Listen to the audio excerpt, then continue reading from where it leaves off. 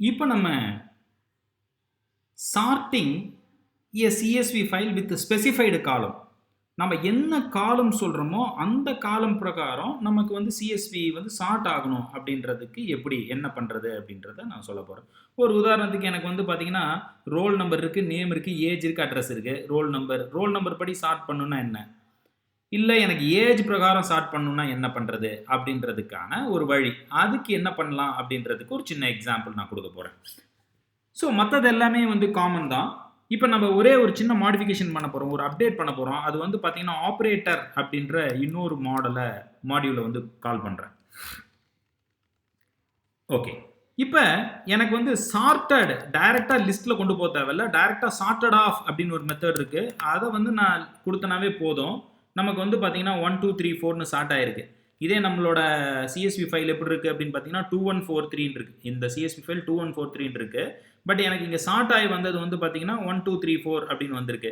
But பர்டிகுலராக எனக்கு வந்து பார்த்தீங்கன்னா நேம் பிரகாரம் சார்ட் பண்ணு, இல்லை ஏஜ் பிரகாரம் சார்ட் பண்ணு அப்படின்னு நான் சொல்லணும். அதை தான் வந்து sorting a CSV file with specified column அப்படின்னு சொல்கிறோம். அதுக்கு நான் என்ன பண்ண போகிறேன் அப்படின்னு பார்த்தீங்கன்னா ஒரு சின்ன மாடிஃபை பண்ண போகிறேன். இது வந்து பார்த்தீங்கன்னா சார்ட்டட் டேட்டா ஈக்குவலன்ட் அப்படின்னு கொடுத்துட்டு இந்த இடத்துல ஒரு ஆர்குமெண்ட் பாஸ் பண்ண போகிறேன். அந்த ஆர்குமெண்ட் என்னன்னா key equivalent to.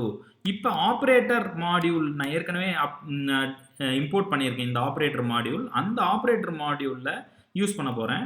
Operator dot அப்படின்றதுல ஐட்டம் ஒரு மெத்தட் இருக்குது. அந்த மெத்தடு பேர் பார்த்தீங்கன்னா ஐட்டம் கெட்டர் அப்படின்ற ஒரு மெத்தட்.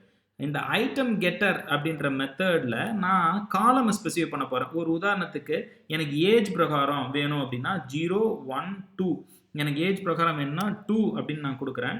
ஸோ இந்த 2 அப்படின்னு சொல்கிறது வந்து ஏஜ் காலத்தை மென்ஷன் பண்ணுது.